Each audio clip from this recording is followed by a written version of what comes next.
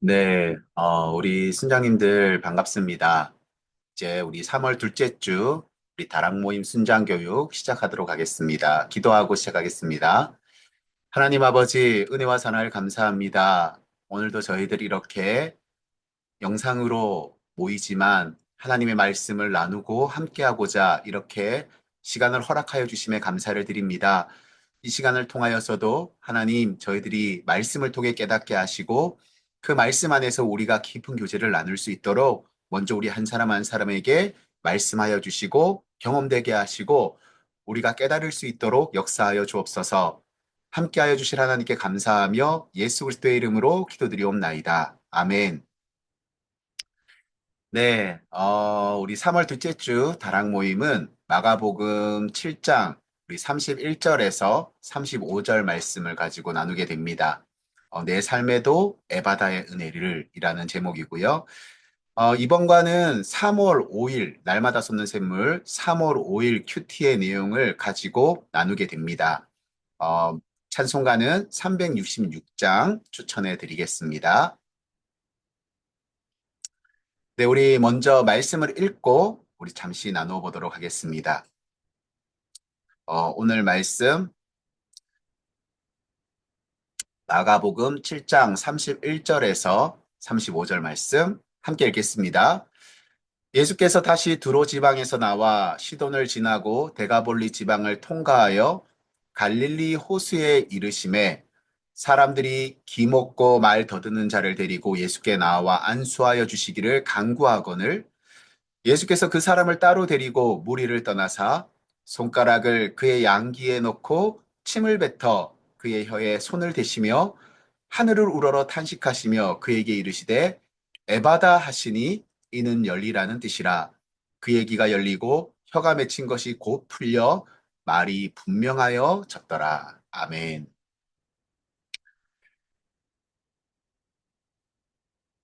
네, 우리 마음의 문을 열며 먼저 말씀에 들어가기에 앞서서 잠시 읽고 생각해 보도록 하겠습니다. 예수님께서는 상처 입은 마음을 치유하고 깨어진 관계를 회복시키며 잃어버린 소망을 되찾게 하십니다. 우리가 세상에서 다양한 실수와 상처를 경험하며 때로는 좌절하고 절망할 때도 회복의 은혜는 우리를 다시 일어서게 하며 믿는 자로서의 정체성을 지킬 수 있도록 도와줍니다. 이 회복의 은혜는 단순한 감정적 위로를 넘어 우리의 삶 전체를 변화시키는 강력한 힘입니다.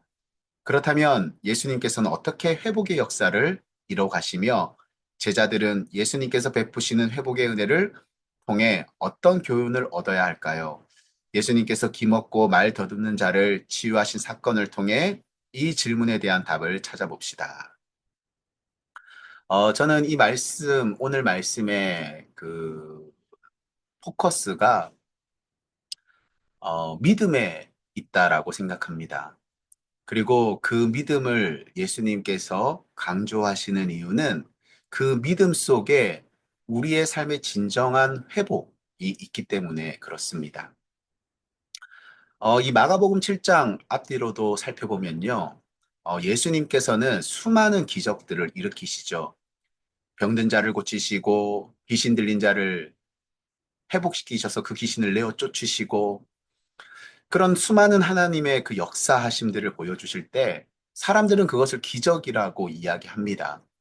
그러나 사실 예수님은요, 기적이라는 것은 그런 거잖아요. 일어날 수 없는데 일어나는 일.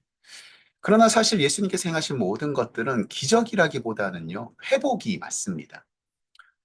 원래 우리의 모습이어야 했던 거예요. 원래 하나님의 백성들의 모습은요, 건강하고 행복하고 온전하고 그런데 이 세상에 죄가 들어온 이후에요. 망가진 세상 속에서, 죄로 물든 세상 속에서 사람들은 상처받기 시작하고, 망가지기 시작하고, 병들기 시작하고, 그러니까 원래 우리의 모습을 잃어갔던 것이죠. 그래서 예수님께서 이 땅에 오셔서 하신 일은요, 기적이 아니라 회복이었습니다. 원래 하나님의 백성들의 모습으로의 회복, 원래 하나님 나라의 모습으로서의 회복. 그래서 그 모든 것들은 사실 회복이었던 것이죠. 그런 면에서요, 보면 우리들의 삶 속에서도 참 이렇게 회복되어져야 할 일들이 많이 있습니다. 여러 가지들이 있잖아요. 어떤 우리의 경제적인 문제일 수도 있을 것이고요.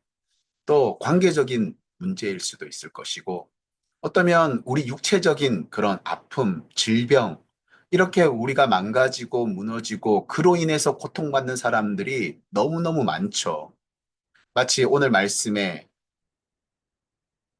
귀는 들리지 않고 말할 수도 없는 그런 장애를 가진 그 한 사람처럼 우리 삶에도 그렇게 고통스러운 어렵고 아픈 문제들을 가진 사람들이 너무 많고 그것이 우리 자신일 수 있는 거죠. 그래서 오늘 이 말씀에 이 마가복음 7장에서의 강조점은 믿음, 그리고 그 믿음이 중요한 이유는요. 그 믿음이 바로 우리의 삶에 그런 회복을 가져오기 때문입니다.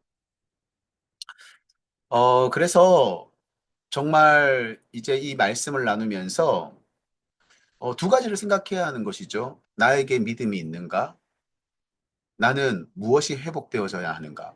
또 거꾸로 생각하면 나에게 회복되어져야 할 것이 있다면 나는 어떻게 회복할 수 있는가? 아, 그것이 믿음이구나. 그 열쇠가 믿음에 있는 것이구나를 이 나눔을 통해서 깨달을 수 있어야 하는 것입니다. 그래서 이제 말씀에 들어가기에 앞서서 우리 순자님들이 본격적으로 말씀 앞에 이런 질문들로 한번 그 다락원들의 생각들을 좀 나누었으면 좋겠어요. 그게 뭐냐 하면 물어보는 거예요. 여러분들의 삶 속에는 어떤 회복되어져야 할 것들이 있습니까? 음, 여러분들은 예수님께서 여러분들의 삶에 무엇을 회복시켜 주시기를 원하십니까? 라는 질문을 가지고 지금 나의 삶에 무엇이 회복되어져야 하며 지금 나의 삶에 어떤 문제점과 어려움들이 있는지를 한번 쭉 나누어 봐 주시는 거예요. 그런 문제들을 오픈하고 나누면서 공감해 주시고 또 그런 어려움들을 함께 나누면서 기도의 제목들을 나누시면 되겠죠. 그렇게 그런 문제들을 드러내 본 이후에 이제 말씀과 연결해서 참 우리의 삶에 이렇게 회복되어져야 할 부분들이 많습니다.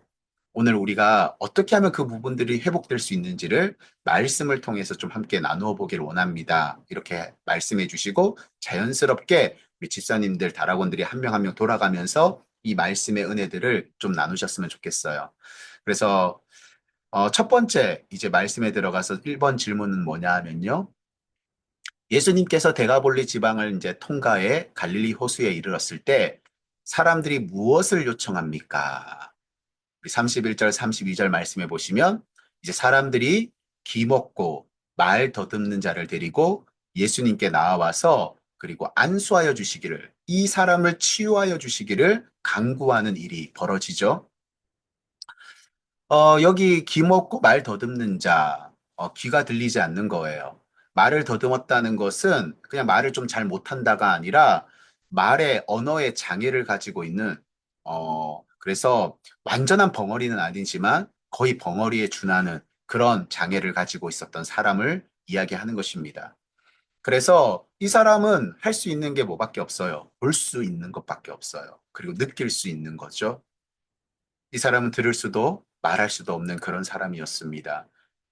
이제 이 사람이 정말 예수님의 소식을 듣고 그 주변의 사람들이 예수님이 병을 고쳐주시고 예수님이 병든 자를 회복시켜 주시고 예수님이 귀신 들린 자의 귀신을 쫓아내 주시고 그런 놀라운 기적을 베푸시는 정말 우리가 기다렸던 그런 구원자인 것 같다라는 그 소식 앞에 그 말씀을 듣고 이제 그 예수님께 나오는 그런 장면을 이제 보여주고 있는 것입니다.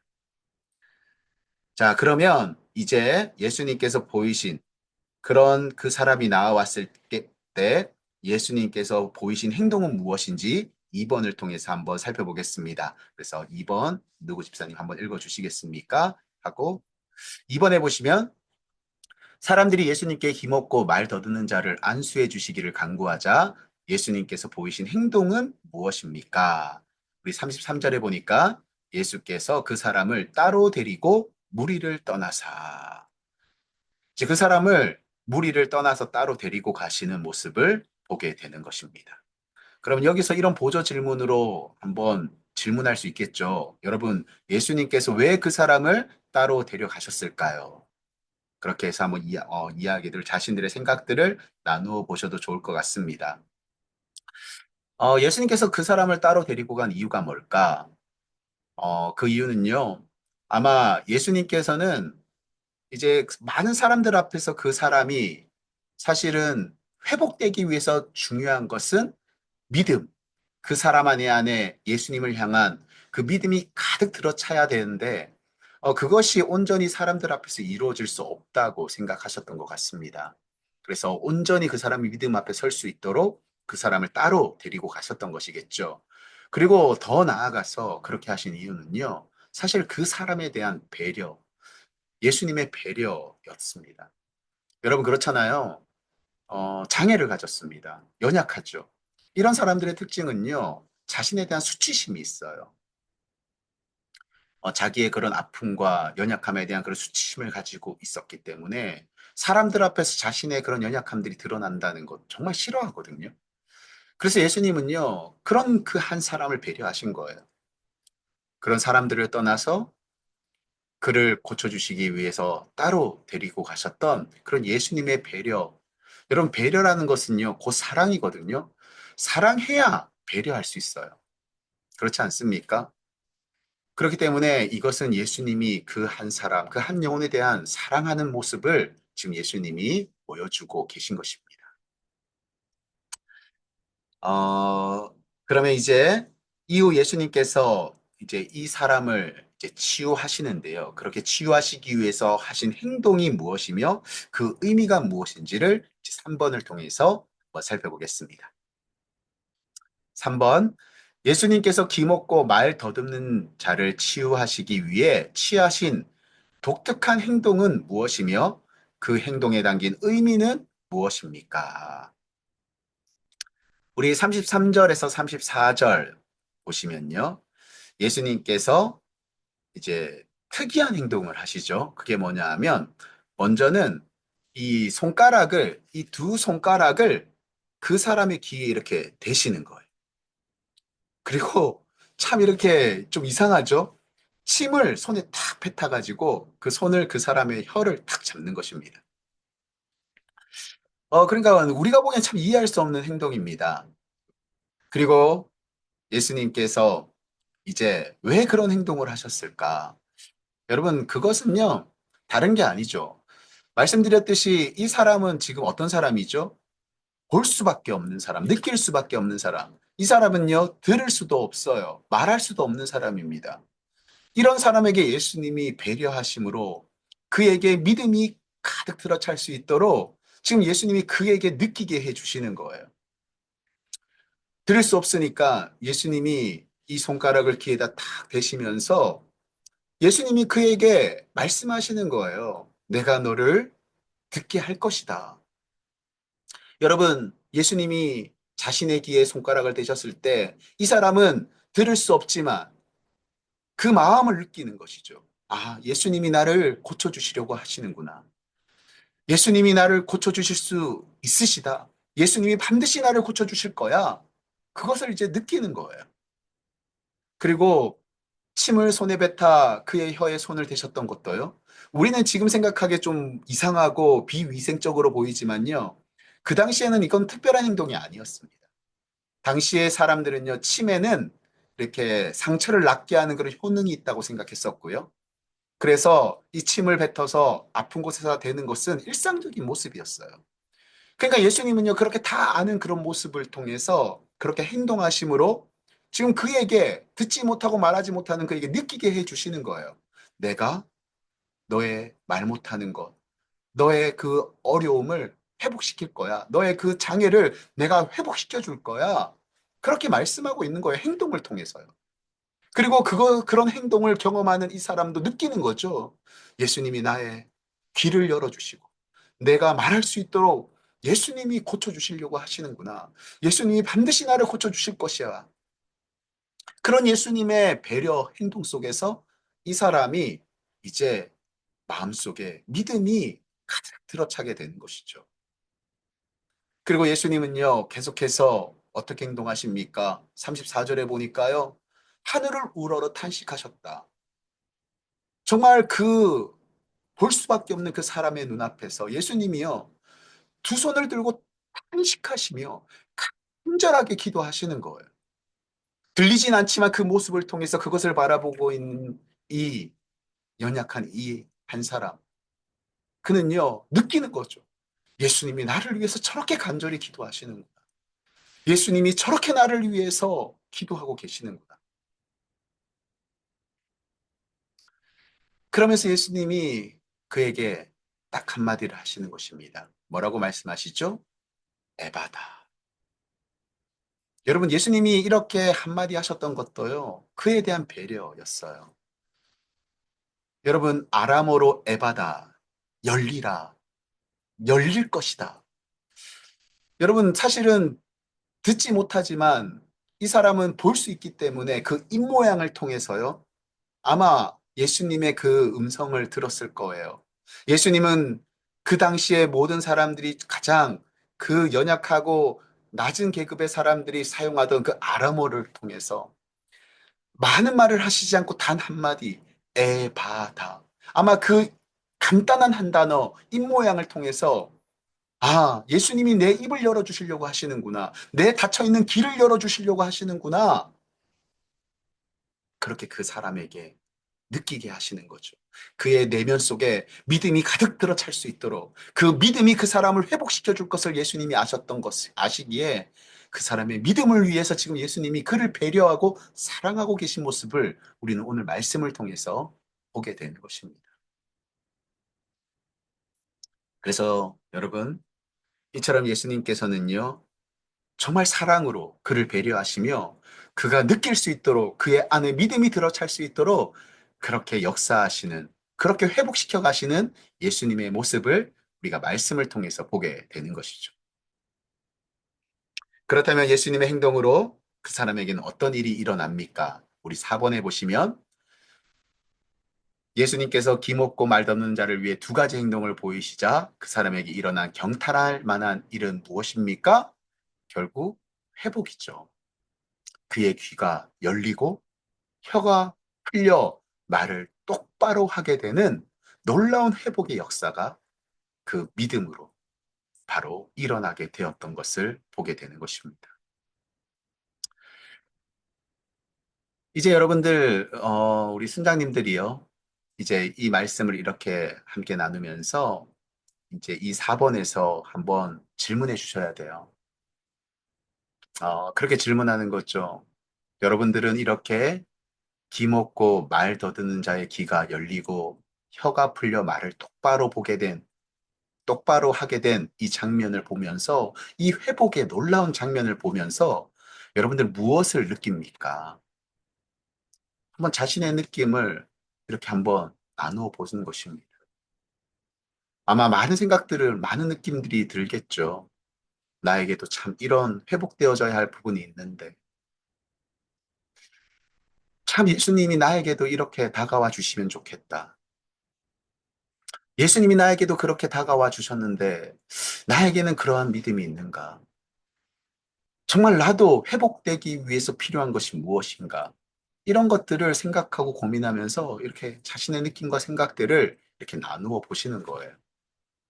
그리고 그런 느낌들을 나누었을 때, 여러분, 이제 정말 내가 어떻게 회복의 그 은혜를 누리기 위해서 어떻게 살아가야 할 것인가를 생각해 보게 되는 것입니다. 그래서 5번 질문에 그 부분들을 생각해 보는 것이죠. 예수님께서는 내 삶에도 전인적 회복의 은혜를 베푸시며 영적 길을 열어 믿음 안에서 더욱 민감하게 살도록 도전하십니다.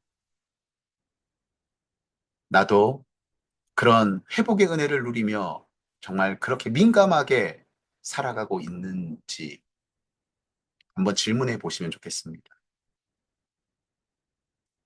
어떤 분들은요, 정말 그 회복이 예수님께 달려 있다고 생각하고 예수님과 함께하기 위해, 예수님과 동행하기 위해, 믿음으로 서기 위해요, 그렇게 민감하게 그렇게 서 있는, 영적으로 서 있는 분들도 있을 거예요. 그런 분들이 있다면, 정말 어떻게 하면 그렇게 살아가기 위해서, 어떻게 노력하고 계십니까? 어떻게 집사님은, 어떻게 성도님은 그렇게 예수님과 그렇게 민감하게 교제하고 동행하면서 살아가고 계십니까?를 질문해 주셔서 자신의 그 사람의 그런 신앙적인 그런 노하우, 그런 영적인 유익들을 좀 나누어 주시면 좋을 것 같고요. 또 대다수의 분들은 그러지 못할 경우가 많겠죠. 그러면 우리가 그렇게 왜 살아가지 못하고 있다고 생각하십니까? 왜 우리가 영적으로 민감하지 못하다고 생각하십니까? 왜 우리는 믿음으로 서 있지 못할까요? 왜 우리는 예수님을 통해서 일어날 회복을 기대하지 못할까요? 이런 질문들을 통해서 왜 우리가 못하고 있는지에 대한 문제들도 그렇게 공유해 주시면 그것이 반면교사가 될 수 있을 것이라 생각합니다. 그리고 그런 나눔들, 나의 모습들을 점검해 보면서 이제 우리가 정말로 결단해야 될 부분들, 그런 부분들이 이제 드러나게 되겠죠. 그래서 정말 우리가 정말 변화되기 위해서 이제 어떻게 무엇을 결단하고 행동해야 할지를 6번 질문을 통해서 나누어 보시면 좋을 것 같습니다. 내가 예수님께서 베푸시는 회복의 은혜를 누리며 영적 길을 열어 민감하게 살기 위해 결단한 내용은 무엇이 있겠습니까? 여기서는 이제 내가 정말 믿음으로 서기 위해서 예수님의 회복을 경험하기 위해서 회복의 은혜를 누리기 위해서는 정말 우리가 믿음으로 서 있어야 되고 영적으로 민감하게 예수님과 함께 동행해야 하는데 어떻게 하면 그렇게 살아갈 수 있을까는 아마 수많은 방법들이 있을 것이라고 생각해요.